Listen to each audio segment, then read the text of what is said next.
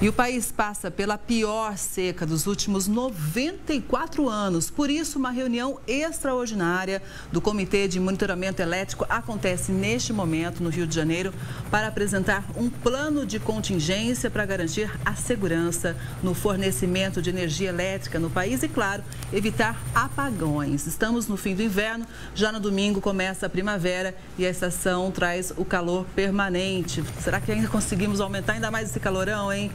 E aí, o Brasil pode enfrentar, inclusive, picos mais altos de consumo. Durante essa reunião, está sendo discutido também o retorno do horário de verão. Quais são os principais desafios para o setor, então? Vamos entender melhor com o doutor em economia, Igor Lucena. Igor, boa tarde, seja sempre muito bem-vindo aqui ao Conexão Record News. É um desafio e tanto, né? A gente sabe que nós temos uma geração de energia elétrica baseada nos níveis dos reservatórios, a gente precisa de chuva, a gente precisa de água e a economia sem energia também sente um baque em tanto. Pode ser um prejuízo ali, efeito dominó. Boa tarde mais uma vez. Boa tarde, Kelly. É um prazer estar aqui com vocês. Essa situação é bastante séria, né? A gente está vendo em décadas, a gente nunca teve uma situação tão difícil, mas para quem lembra, a gente passou por uma situação muito complicada em 2001.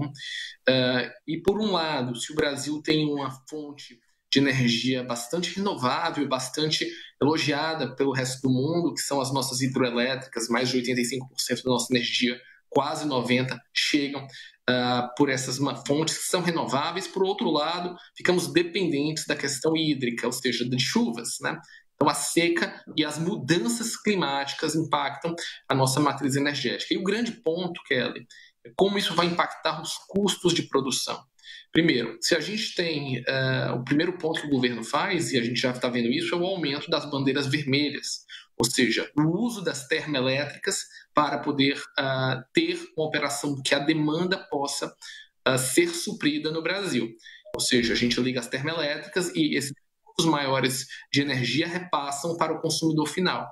E tudo, basicamente toda a produção brasileira é impactada, então a gente assiste a um impacto inflacionário que, obviamente, entra nas contas até mesmo do Banco Central, já que a gente está falando em um período onde a taxa de juros vai começar a subir.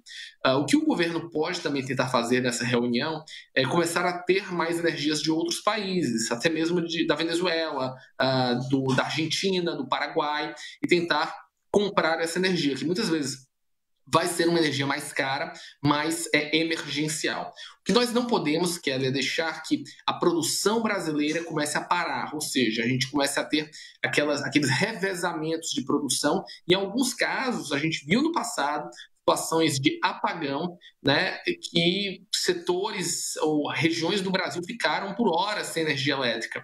Esse é um risco ainda não está sendo avaliada pelo governo, mas pode se tornar se a situação ficar mais difícil. O grande problema é, o Brasil está crescendo positivamente, 3%, pode chegar a 2,5% no ano que vem.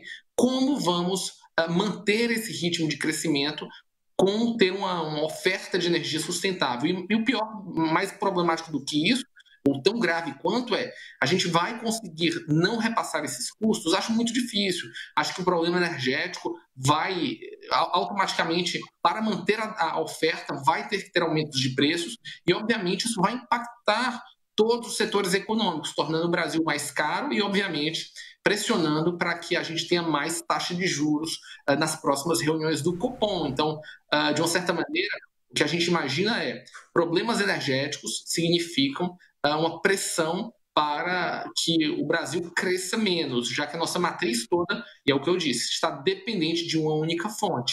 Obviamente, a gente está tentando diversificar solar e eólica, mas o ritmo é muito lento. E, enquanto isso, a demanda sobre essa energia é quase que imediata. Pois é, e tem o chamado horário de ponta, né, entre 6 da tarde e 7 da noite. E aí, uma discussão que volta é se o Brasil adota novamente o horário de verão. Você acha que isso é suficiente, Igor, diante desse cenário caótico climático? Acho difícil. Acho que o horário de verão pode ajudar de alguma maneira, mas a situação está sendo tão difícil e tão radical.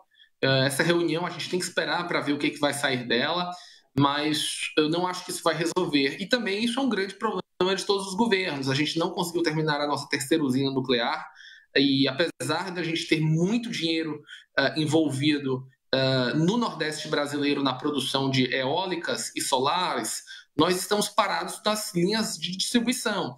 Vários parques existem ou estão sendo construídos, mas não estão interligados dentro do nosso grid energético. Então, isso é um problema também.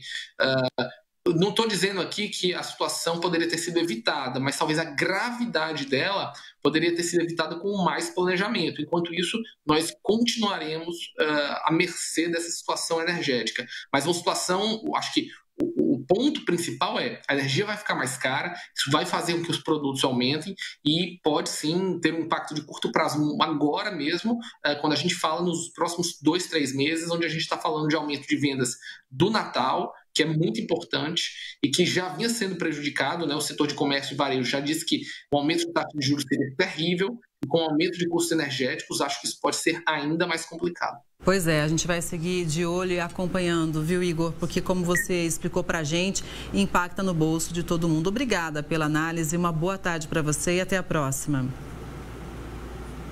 Boa tarde a todos e um bom dia.